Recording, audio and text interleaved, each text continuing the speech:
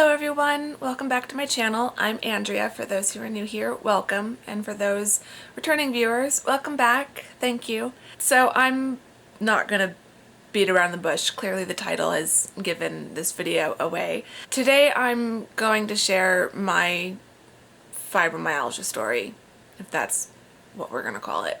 It's something that just felt like it was time to talk about. That makes any sense. I'm a bit nervous. I'm actually refilming this. The first time I filmed it, I rambled on for about 40 minutes, and I'm hoping I can do a better job today so that I'm not editing this for 5 billion hours. The reasons I wanted to do this video, there's a couple.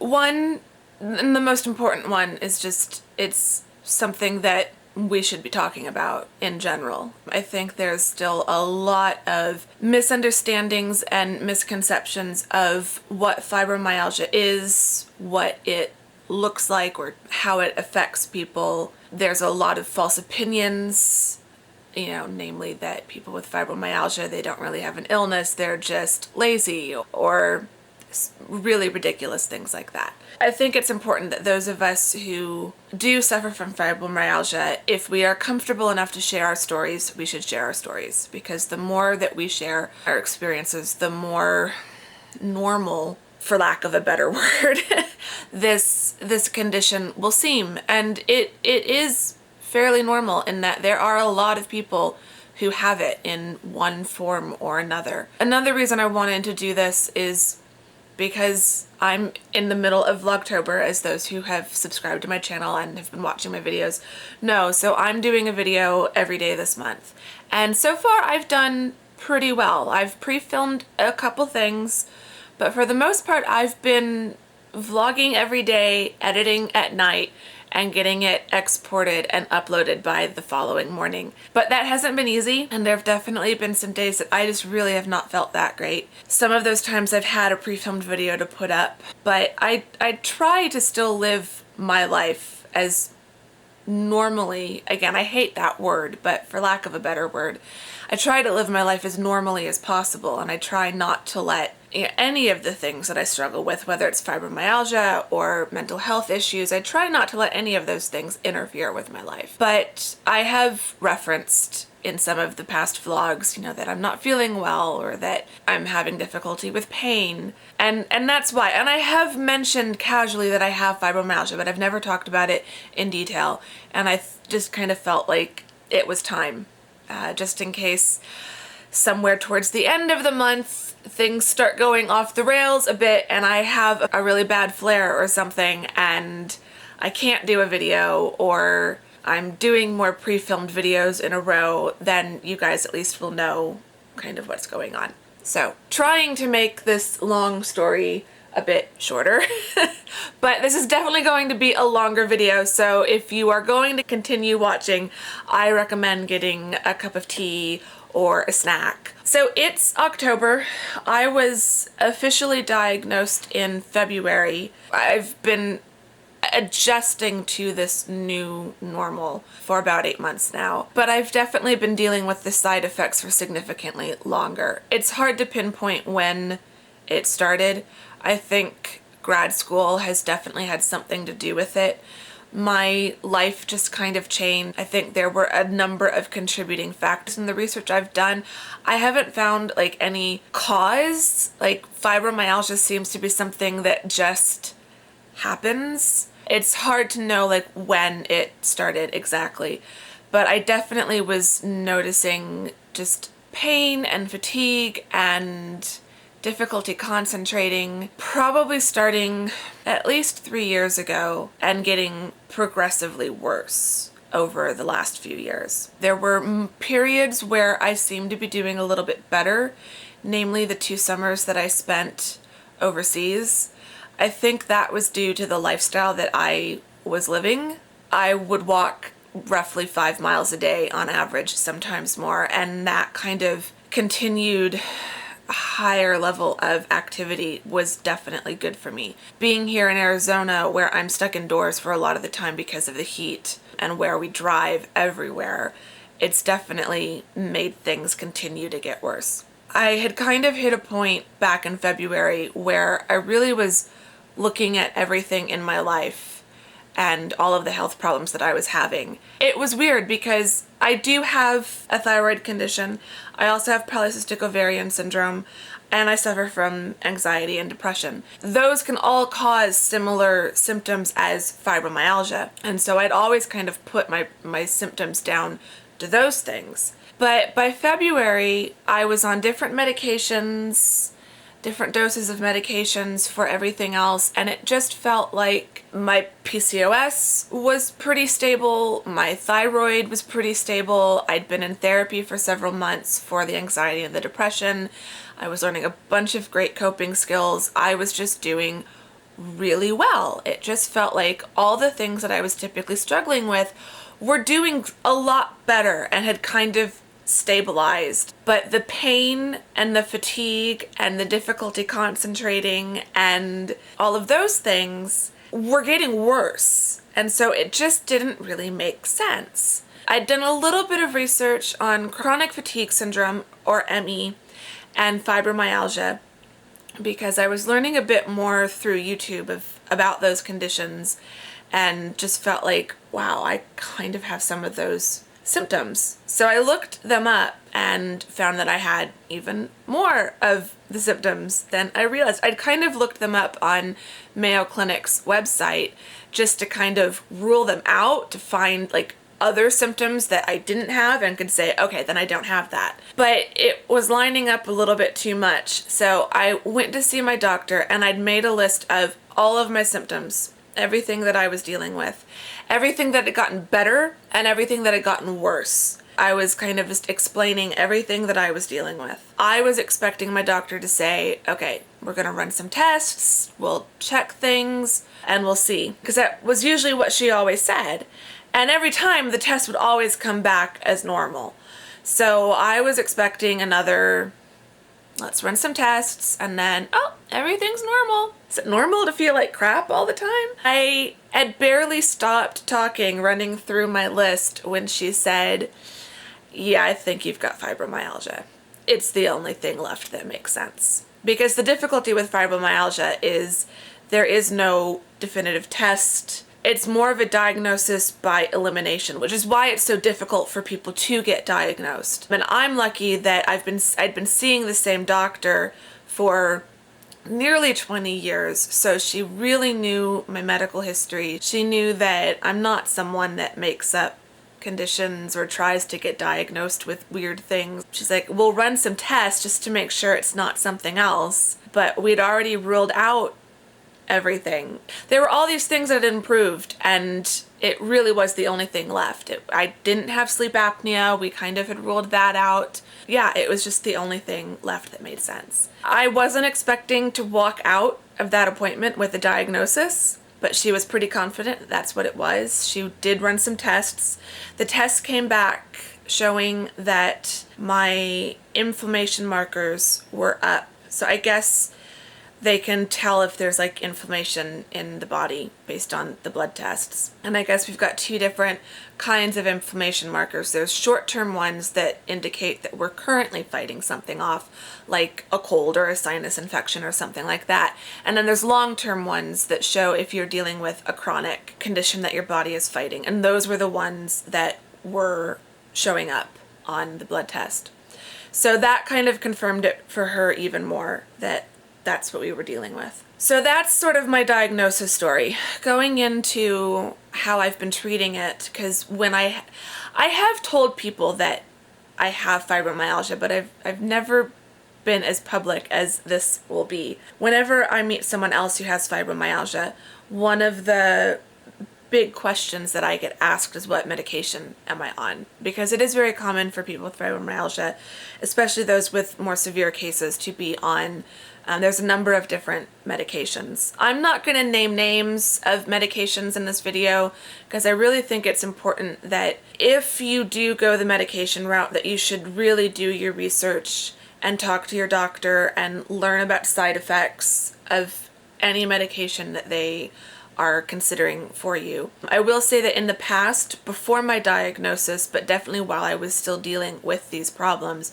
I was on one of the typical fibromyalgia medications for something else. And I had a really bad reaction to that particular medication. I had developed some really bad side effects. And so it just made me very hesitant to try anything. Partly because my pain it's bad and it's annoying and obnoxious, and I would certainly prefer to not have it. But compared to other people that I know who are dealing with this condition, my pain is not that bad. It's something that I can deal with. It's something that I've just kind of adjusted to, and I'm almost numb to it now, if that makes sense. Like, I can still feel it, but I can block it out to a certain extent. I can ignore it to a certain extent. Because my body seems so sensitive to more serious drugs, anything that's prescription level, my body is either built up a resistance to it in terms of like pain medication, or my body is super sensitive to it if it's more of a neurological type drug. So I'm trying to avoid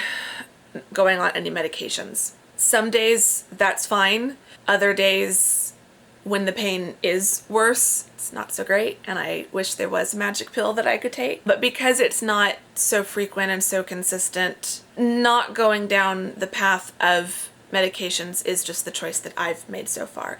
So the three things that I am doing and that are what I'm kind of using to help me deal with fibromyalgia are diet, number one, trying to cut back on sugar, refined foods, processed foods, things like that. Just trying not to cut them out completely, because I don't do well on restriction diets at all. Trying to eat more fruits and vegetables, trying to eat more foods that are high in omega fatty acids, foods that are natural anti-inflammatories, that sort of thing. I'm also taking a bunch of herbs and vitamins, trying to find different ones that target different things and that also help with anti-inflammation, help to just keep my body in good working order, that sort of thing. And that has helped a bit. And then exercise has been kind of the big thing. When you look up fibromyalgia, one thing that you'll see is that when it comes to natural remedies or natural treatments, diet and exercise are the top two that they recommend. The diet one isn't as difficult, but exercise is, because while mild to moderate exercise on a regular basis is really good for fibromyalgia patients, it's also the last thing you feel like doing when you're tired and or in pain. I have been doing physical therapy since February. I go once a week. That has made a huge difference. I've definitely noticed a difference. So a typical session is about 40 minutes of working out with a bunch of different exercises that work out the whole body, and then also time with the physical therapist, and she actually works on my back and my neck and my hips, and just it's like a massage, but it's not relaxing, and it can actually be quite painful, but it feels better in the long run. So the physical therapy really helps, and then all of the exercises that they have me do are things that I can do here in my apartment. And so if it's a good day, I can do them all back to back to back in like a circuit and get a really great workout. But if it's not so great of a day, I can also do 2 exercises, sit and relax. Do a few more exercises, sit and relax. So I can really break it up and kind of tailor it to how I'm feeling on any given day, which is really helpful. Now that the weather is getting cooler again,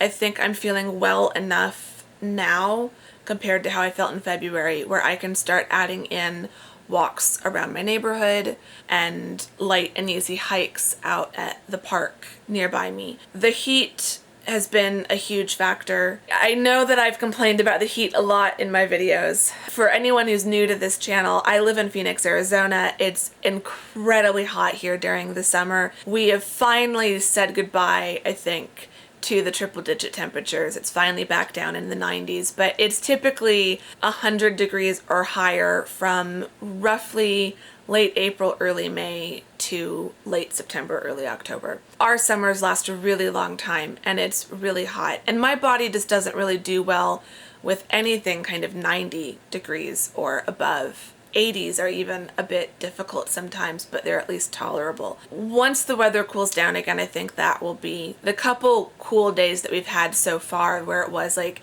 77, 78. It was amazing to me how much better I felt. And then also emotional therapy, mental health therapy. I'm in between therapists at the moment because I've had to switch my health insurance, but I do need to get back in seeing someone because fibromyalgia does take a toll on your mental health. And as someone who was already dealing with mental health issues like anxiety and depression, this really didn't help. But getting the diagnosis at least explained why I was feeling the way I was feeling. So that helped. That helped a lot. And that's something that I think other people who are dealing with this probably struggle with, because when you know that you don't feel right and that your body isn't working right, but you don't know what's causing it, when you don't have some kind of diagnosis, it's really easy to feel like you're just imagining things. There were days before my diagnosis where I really struggled just to get out of bed and go about my daily routine, and I would sometimes feel like, oh, Andrea, just pull yourself together. It's not that big of a deal. Just push through it. It's not easy, and there's been a huge learning curve to all of this. I feel like my pain has never been super bad. I mean, there are people with fibromyalgia who it's absolutely debilitated them. There are people whose cases are so bad that it has severely impacted the quality of their life. I have days and flares that can be really bad, but on average, especially now kind of 8 months in as I've been doing all the physical therapy and stuff, it is a lot better. It's not great, and I'm still definitely dealing with it, and it still has a huge impact, but I'm learning how to deal with it. Unlike when I did my video on anxiety and depression and dealing with that, I've been dealing with that, with those issues for so long that I do kind of have advice or just things that have helped me and words of wisdom that I can share.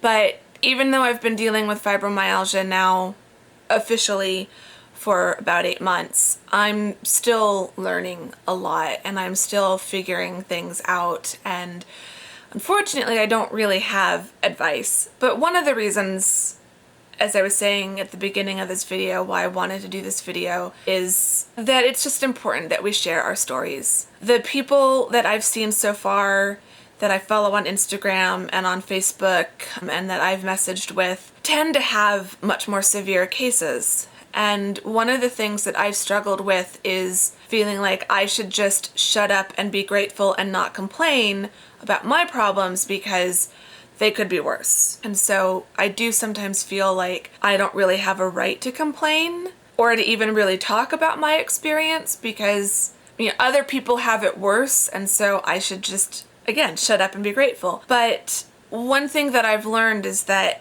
fibromyalgia affects everybody differently. I just kind of felt like by putting my story and my experience out there, it might help someone else who is also dealing with a mild to moderate experience with fibromyalgia, who might also be feeling like they can't talk about it or they can't complain about the bad days when they happen. Everyone experiences this differently, everyone treats it differently, but everyone's journey and experience is still real and still valid, and I'm not making it up, I'm not faking it. I don't want it. I wish I could make it go away. Anyway, I feel like I'm rambling now at this point. I will probably do future videos on this subject.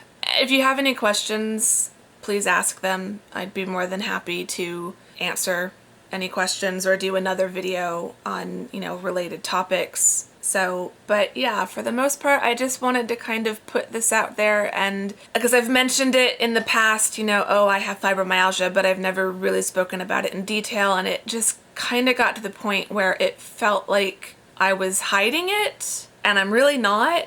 It's just something that I still struggle to talk about because I'm still adjusting to what it means and how it's affecting me, and I'm still learning how to talk about it. If you're new to the channel, I hope you'll subscribe. If you have done a fibromyalgia story video or a video on your experience with it, please let me know in the comments so that I can go check it out. If you know of any channels related to fibromyalgia, please let me know so that I can check those out as well. So yeah, leave me your comments if you have any, or even, you know, if you don't have fibromyalgia, if you've just been watching this because you're one of my subscriber friends, thank you. Thank you for listening. It really does mean a lot. You can leave me a little heart emoji if you're so inclined. That would be lovely. And yeah, I will see you all in the next Vlogtober video, and I promise it will be a bit more upbeat than this has probably been. Thank you for watching. Bye-bye.